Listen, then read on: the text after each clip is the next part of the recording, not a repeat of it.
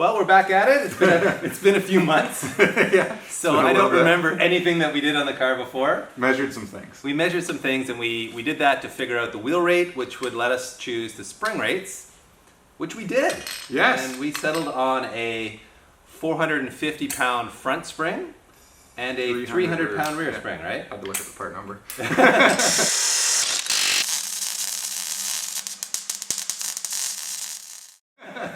The fronts are 6 inches long, the rears are 7 inches long.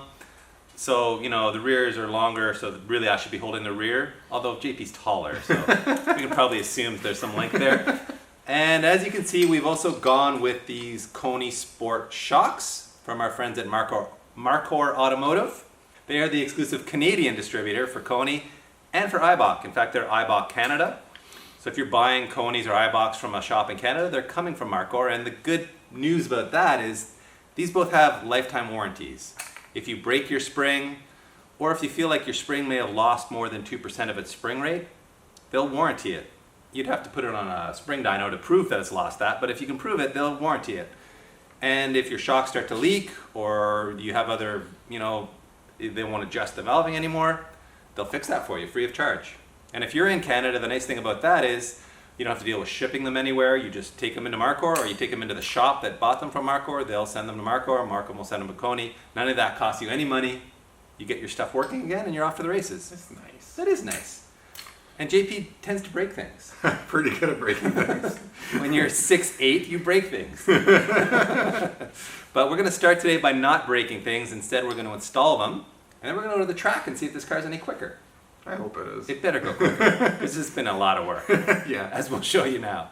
So we're going to start with the front install. So you want to explain to the peoples of the internet what we've had to do to make this all work? The peoples. So the Koni sent us an insert. That's what they do. Basically, for this car, I'm using S13 suspension all around. Yeah. So this will be the same for your S chassis. So we took a stock strut housing. And this is actually a KYB, which came with a gland nut instead of, I think the stock ones are pressed on. Okay. So I just unscrewed the gland nut, took the old damper out in the garbage, and putting a much better one in. So what you can do is Koni will supply you, if you want, a coilover sleeve. Yep. That needs to go on, and you need to set your height. Some people will make a ring and weld it on under here. Yep. What we did with the help from the guys at Hitman Hot Rods is we made basically a piece that's a press-on fitting. So they machined it to the appropriate size, heated it up, put it on, let it cool, and that's not ever going to go anywhere. Right. So a little heavier, but it'll never move. Right.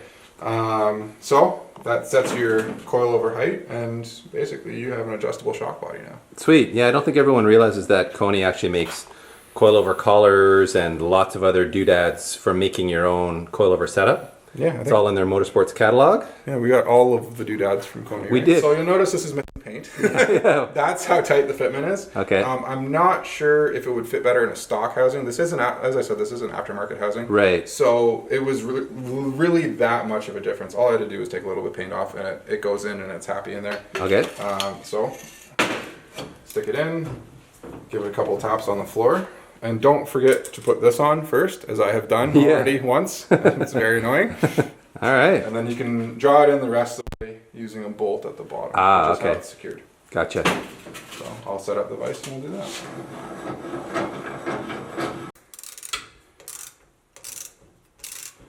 There we go. Spring. Hat. This little guy. Oh, your little spacer. This big guy. All right. Where's the bump stop, JP? I don't know. We're supposed to use the factory ones. However, I don't own an S13. Never have. Don't fit in them. And I had coilovers on the car, which are different diameter shafts, so I don't have any bump stops. Well, lucky for us, our friends at Marcor are going to hook us up with some bump stops. You may not see those in the video, but trust us, when the car's on the track, it'll have bump stops. They do exist. They do exist. The rears are a little simpler. Koni ships them, they're meant to be a coilover. So they supply the shock, and separately they will supply you the correct diameter coilover sleeve. It goes on like so. when you find, oh, there's the rear spring. Yep. You can put these little plastic guys on. Yep. And rear spring. Sexy. Little plastic guy. Put its little hat on. Oh, yeah. And then for my particular setup, I use a bushing and a washer Okay. against the body.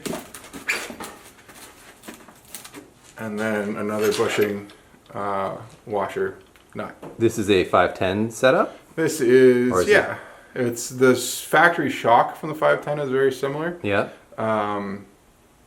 But I just used a similar setup on the coilover. So this is like a OE style rubber top mount system. Yeah, similar. It allows it to move a little bit without anything binding or pressing against the body too hard and getting upset. Gotcha. So We don't want it to get upset. no. Be happy, 510. Be Yes, happy. be very happy. Now watch me smash this off the fiberglass fender as I always do. Oh, are they fiberglass? I didn't know that. They are. Well, don't break them then. They don't like being hit. The strut towers are not fiberglass though, everyone. They are super not. They are super duper strong 70s steel. Yeah. Because everything in the 70s was built stronger than it is now, right? And built to last 50 years and then That's get right. abused. That's right. It was built to handle a 200 horsepower engine and Oh yeah. S13 suspension and super sticky bracing tires. Yeah. There will be no deflection happening here. Oh, nothing.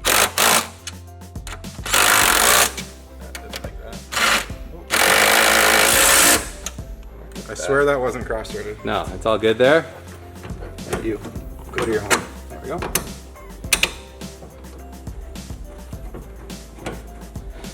Those holes were exactly the right size. They were, yes. We should mention that these are S14. S14 hubs and S13 struts, and I believe the bolt's a different size. Okay. All I know is this is an S chassis hub, and it is a larger bolt than the S13 stuff. So we had to open that hole up a little. Ever so slightly, which looks like it was just exactly the right amount. Yeah. From now on, I'm doing my winter builds in the winter. So can't really see it especially well, but we're just setting ride height. JP's got the driver's side in already and roughed in ride height wise. So just took a measurement off that side and setting this side to the same. So when the car gets on the ground, it's at least level, if not at the height you want. Yeah. And then from there you can kind of tune it in. Yeah, it's gonna be pretty low to start, but I had an issue with it sitting too high last year because when I built everything underneath, it hung a little low. Okay. Result of trying to get the engine nice and low and everything in the chassis. So. And you were saying you've redesigned the front cross member to actually raise the engine for better ground clearance, and Yeah, so I think now at this like really low ride height, I'll have almost 4 inches of ground clearance to the cross member, which is 1.25 inches below the oil pan. wow, so you got good Got pan daylights. clearance for sure. Yeah, Yeah. you're good to go. Obviously working on the rear end. Yes, my nap is over. Your nap is over. Okay. Yeah, so You did some fancy stuff down here too. We should probably show the peoples. yeah, let's not show them too close. So from the factory, this car has a spring and a shock separate from each other. Yep. And I was using the shock mount previously to hold the coilover, which is a single shear setup, and it was kind of less than ideal. A lot of people make a bracket that goes underneath and bolts on. When we got the shocks from Koni, they turned out to be a little bit longer than the coilover I had. Yep. A longer stroke, which is good. It gives me more travel. However, I would have had to run the spring all the way to the bottom, and it would still be a little bit too long. Okay. So my solution was to make a double shear mount Yep. using actually a larger bolt, 9/16 bolt, and makes it a little stronger, a little safer, and yeah, as you can notice, I'm a terrible out of position welder. Better than me, buddy. I'm a terrible in position welder. And they still need to be final welded. Sure, but yeah, at yeah. any rate, they're in. You'll make them pretty eventually. So this will lower the shock 2 inches, give me the travel back. Doesn't really affect geometry from what I understand. Yep. We're just going straight down. Yep. And yeah, it gives me a little more travel. Sweet. Well, let's bolt this up after your phone stops ringing. Which one is it? So we got a little bit of a two-man operation there. Dave putting the nut on the top while we stuck this in with its mounts and everything. Yep.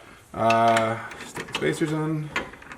And the nicer part about this is because the coilover fits so tight to the body, there was originally supposed to be just a shock there. So adding the width of a spring kind of makes it close.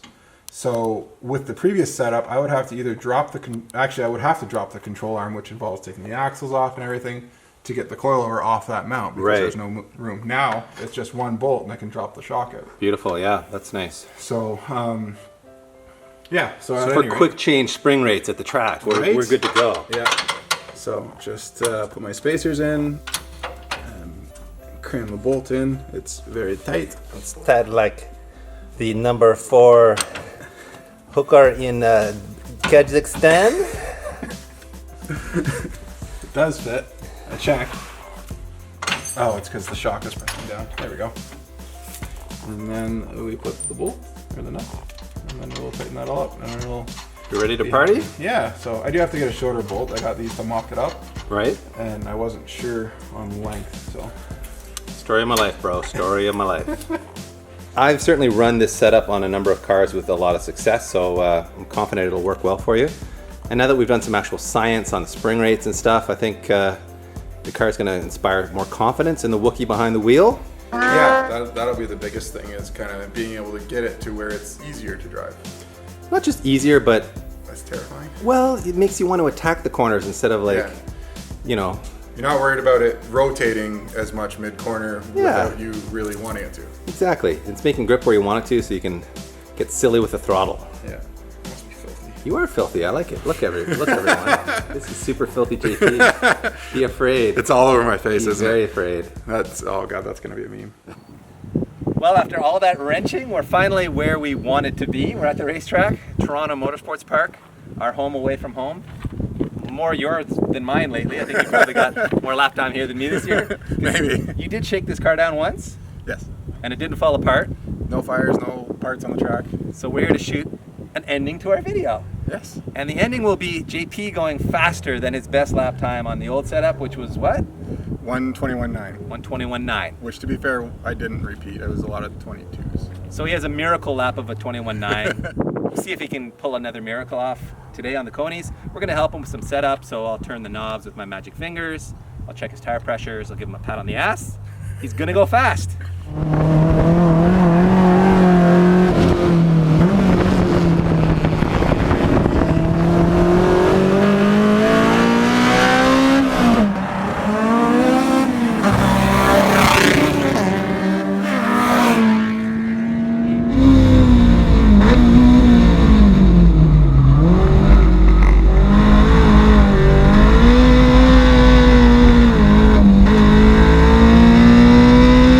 What happened? You appear to have modified your face. Yes, the 17 mil works much better on the car than it does on my eyebrow. So are you concussed? Are you going to be able to continue driving? I don't think I can get any worse. And of course this means that the Speed Academy, I can't help myself but wrench on everybody's car guy, is underneath here. Don't worry, I'm fixing it. So Without wrecking my eye. So Well, be careful, those 17s bite. why were you under there? Had a bit of a vibration from the rear and checked everything out and found out that the axle bolts are a little loose. So now that she's tight, you gonna go rip some tight lap times? I'm gonna try. All right, this is your last shot, bro. We're out of here. Okay. It's all the pressure and all the glory all at once. All right.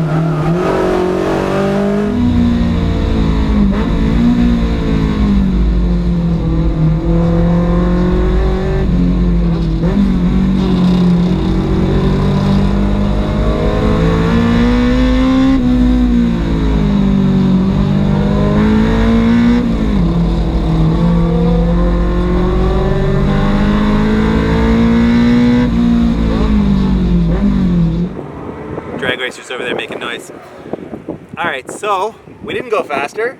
We went really close though. We did a 122.4, and we've had a lot of technical difficulties, I think it's fair to say. The Band-Aid on JP's forehead would suggest there's been some wrenching incidences which related to loose bolts in the rear end.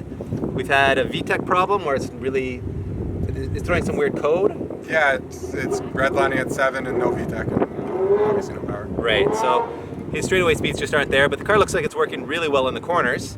So we're just gonna have to follow up. We'll wrap this technical part of the project up here. We'll come back once VTEC is fully engaging. We'll put a real driver in the car and we'll go fast. Yes! Yes! So, sorry, JP, but, you know, the truth hurts sometimes, buddy. I'm okay. So does 17L wrenches. This is what 6'8" of Man Mountain looks like in a Datsun 510. I'm gonna add this one to my spank bank. He's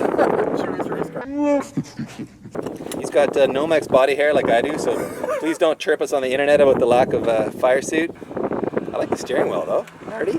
It was my like one treat to myself. It's a pretty ballin' steering wheel, I'm not gonna lie.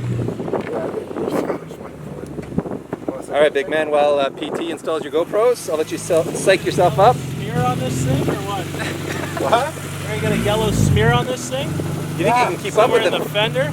Another one in a minute.